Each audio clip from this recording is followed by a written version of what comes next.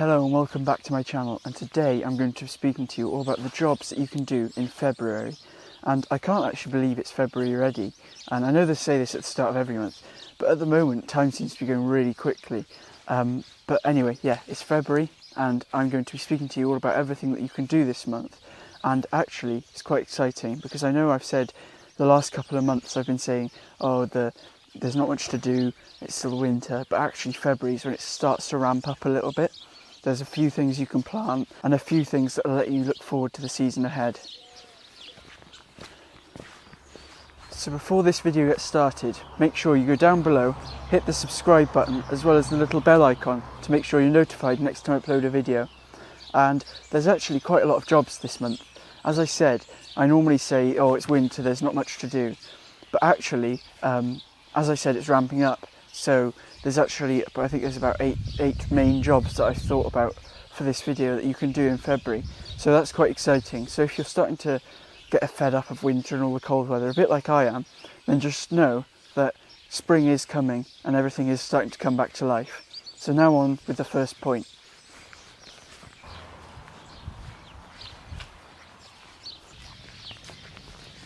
So as always in winter and spring, you can continue to keep spreading compost or well-rotted manure across your beds to make sure they're fed, ready for the season ahead.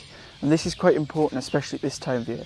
And I still need to spread compost on my new garden area over there, but I haven't really got enough compost that's homemade at the moment. So I'm hoping to be able to buy some soon, but everywhere seems quite expensive with postage, so I'm going to have to try and figure out a good way of doing that. Maybe buy from a local garden centre if they've got enough for cheap enough. And not only is this important for nutrients in your soil, it's also quite important to make sure that there's enough organic matter, so that if a drought comes about or if it's a considerably dry year, then you've got enough organic matter, which is basically like a sponge, that will hold all that moisture into your soil. And in relation to my last point, you can break up any clumps on the soil that are left over from the last couple of months when you may have spread compost or manure on the soil. And you can do this using a fork or a stirrup hoe, or you could just use your hands if there's not too many of them. And while all the natural things of spring are coming up, such as bulbs and other seedlings, such as weeds and things that we don't really want growing in our garden, you can actually start to sow some seeds, such as parsley, parsnips, some salad things can also be sown. But unless it's really dry and really sort of quite mild, then it's not much point in actually planting outside at the moment. Some things are good at being planted outside at the moment, but others may not be.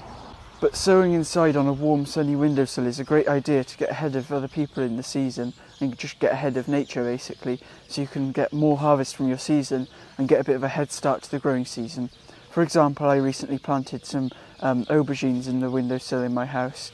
I've planted 3 plants and hopefully they'll grow. I put 2 seeds in each pot, so hopefully they will grow. Get quite warm in the summer, which I think the aubergines will like. Another great idea of something that you can sow indoors at the moment is peppers. You can often grow seeds from shop bought peppers, or you can also buy seeds. And I'm soon to be sowing some jalapeno peppers and also some sweet banana peppers.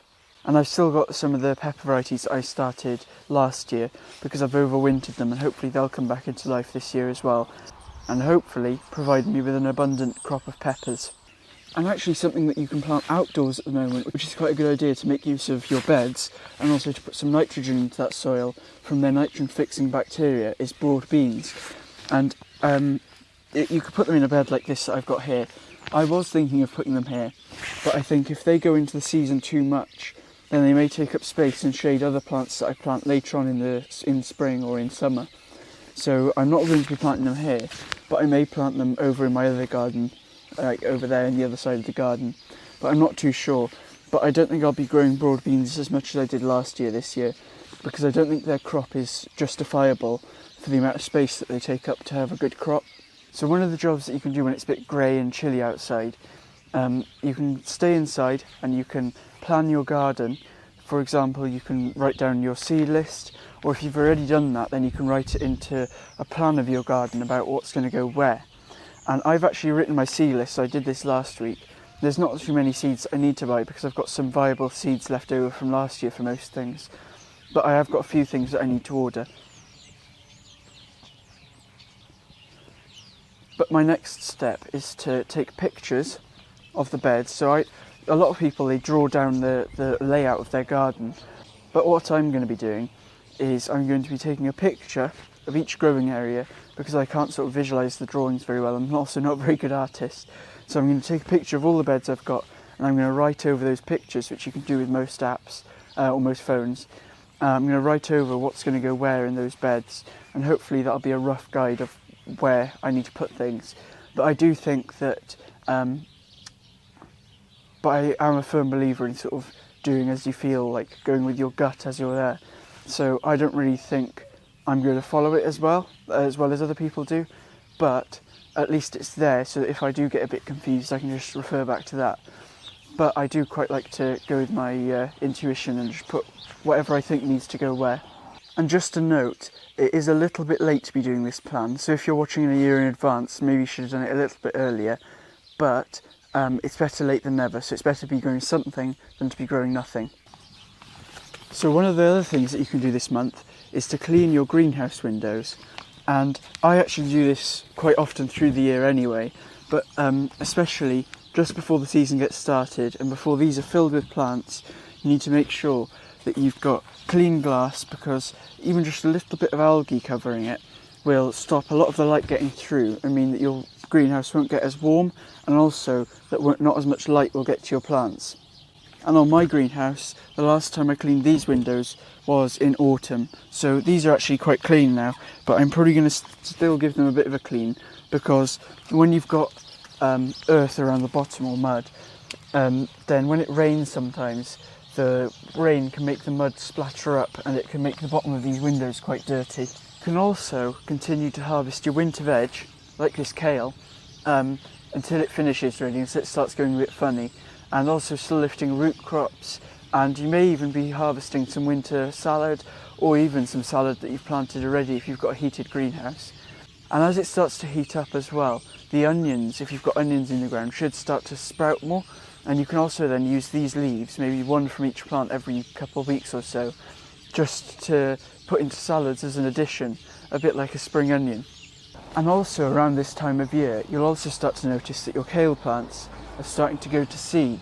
And this isn't a bad thing. If you want to keep getting leaves, then you can pull these flowers off until they eventually just give up and die.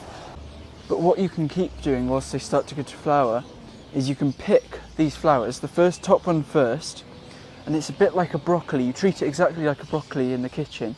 And then what happens when you pick the first one at the top, then all these side shoot ones start to grow out, and you can use these instead of broccoli. Some say they're much tastier than broccoli, and I sort of agree with that.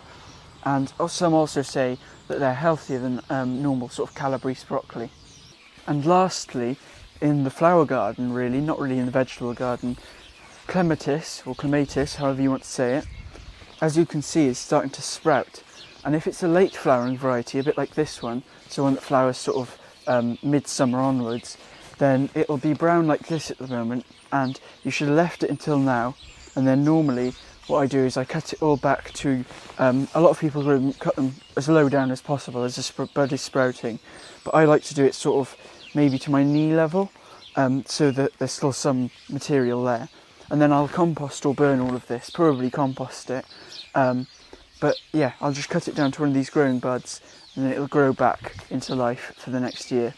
So something else actually that I just thought of is that you can sort out, as I said with your seed list, you can sort out your seed box to make sure that you've got it all organised. If you've got one like me, then you can make sure you've got it all organised like that.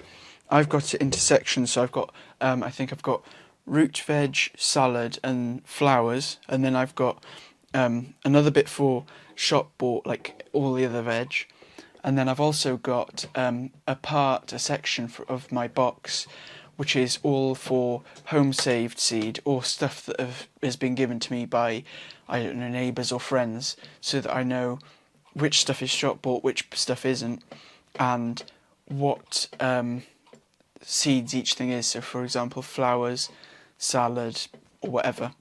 And also, whilst I'm speaking about seeds, I've got these dried peas here that were given to me by a neighbour, and they found them, and I think they're around the 1980s they're from. They're not exactly sure. So it's going to be an experiment this year, later on, in maybe a month or two, to see if they'll grow into pea shoots. So that's all I've got for today's video, and all I've got for the jobs for February. I'll be back next week with another video as usual. So thank you for watching. If you did enjoy, please go down below, hit the subscribe button as well as the little bell icon, and hit the like button whilst you're down there as well. Thank you for watching. I'll see you next time.